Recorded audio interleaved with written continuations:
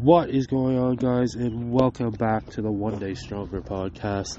I am Colin, and I want to thank you for being here. I appreciate it. I am grateful for taking time out of your day to listen to this. If you have been listening along the journey before, welcome back. If you're new here, welcome. Make sure you go back and listen to the other episodes to see what this podcast is all about, and the journey and what we're trying to accomplish here. If I'll give you a quick rundown, it's a real talk on sobriety, personal growth, and getting through the hard stuff one day at a time. So let's get into it. Today I want to talk about the fun stuff, the uncomfortable stuff, the stuff that I talked about in the last podcast of the work stuff, this personal work stuff you have to do and you have to do alone, and that is triggers.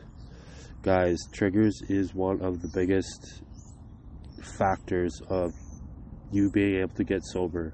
I want to get into these now. I'm going to give you a couple steps of how to identify them and hopefully help you see them more clearly in the light that they are, and hopefully get through them.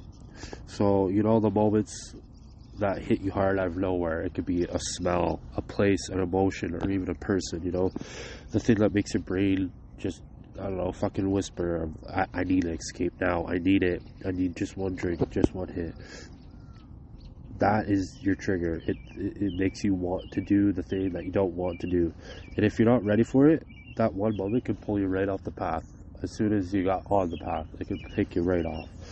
So, truthfully, triggers are normal, guys.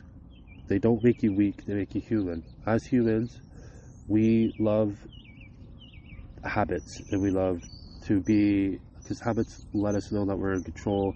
They let us know and give us a comfort of something, of how to deal with stuff. And that's what it is. We got a bad habit of addiction and this one thing.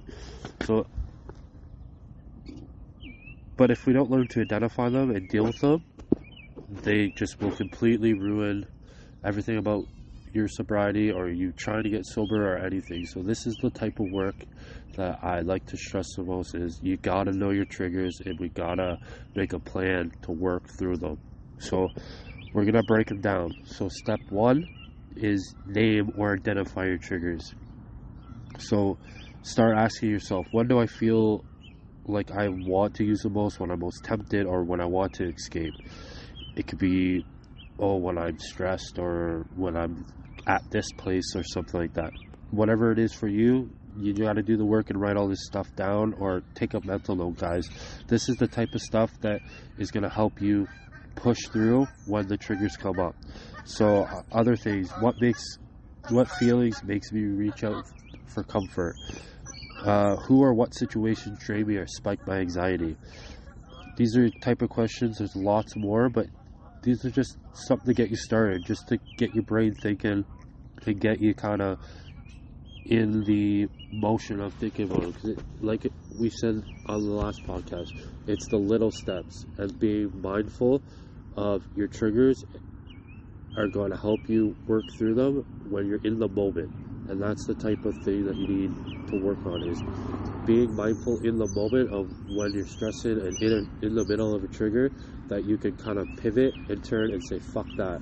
No, this is not happening right now. But it happens little by little, guys. And it's like a muscle. The more you use it, the stronger it's going to get. So you're not going to get this right away. It's going to take a lot of time and a lot of effort on your part. But this is the stuff you need to work on. So some of your common triggers: loneliness, stress, going to parties, arguments, being tired, hungry, or bored. Those three are some of my biggest ones. Being bored is my biggest thing. I can't be bored. I always have to be doing something. Even your success, guys, because that little voice shows up saying you earned it. No, fuck that. You didn't earn that prize. You earned the fucking peace of mind that you're working on now. So don't fucking listen to that little inner bitch in your head trying to say that. It's trying to get you off track. It's trying to get you triggered. It's trying to get you to use what you don't want to do.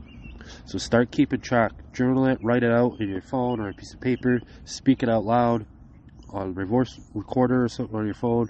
Once it has a name, it has less power, because then you know and you can work on it. You can identify it the next time it happens. Step 2, don't wait until you're triggered. The worst time to figure out a plan is when you're already in the fucking middle of the shitstorm.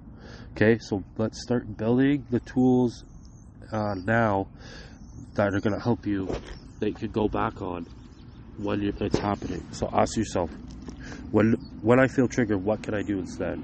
Can you move to a different room? Can you go outside? Can you do something else? Who can I call or text? Find a confidant that you can call or text. And what activities shift my state of mind? So can you get up and work out? Can you get up and do fucking 15 push-ups, 15 squats, and 15 burpees? Who knows? That's all up to you, man. So you gotta figure this stuff out for yourself. I'm giving you a jumping off point of what helped me, and whatever you do with it, how far you take it is up to you, because this is the type of work you have to go alone. So like you could stepping outside, go to the gym, deep breathing, listen to music, say no, walking away, or just a couple of things you can work on. See, it's not about the perfection, it's about the interruption. You got to interrupt the pattern or the habit. You got to give your brain a different path to follow, and hopefully a better one. Step 3, you got to create your safe zones. So you got to set your environment up to protect your peace.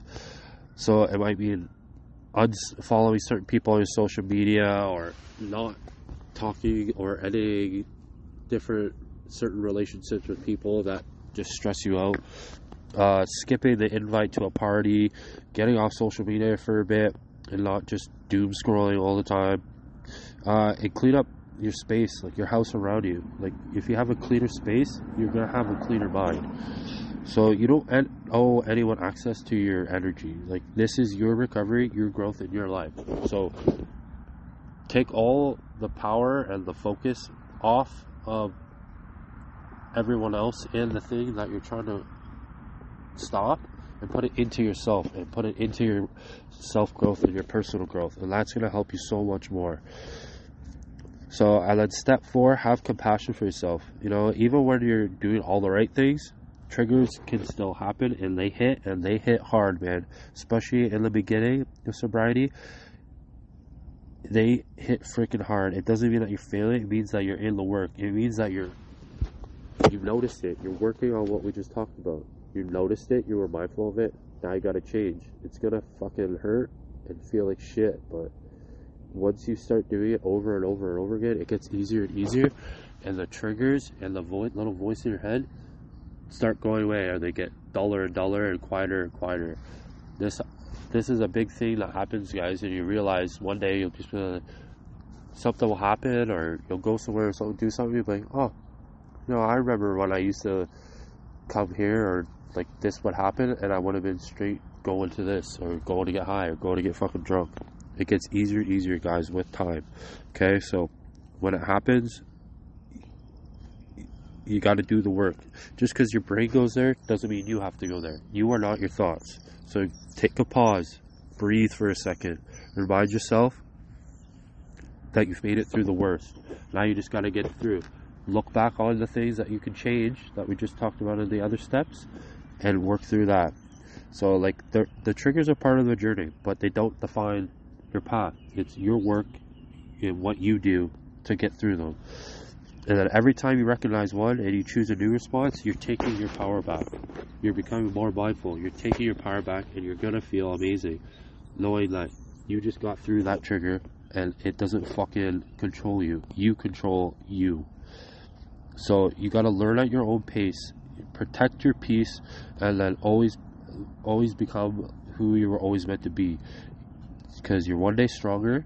And just remember, overcome and evolve one day at a time, guys. This is what this podcast is all about, and all this little bits of information. So I hope this does you well. If it helped, send it to someone who's doing the work too. Send it to someone who you think could use it, or going through the journey, because we're all in this together. So I'll talk to you guys tomorrow, and thank you so much for being here with me today.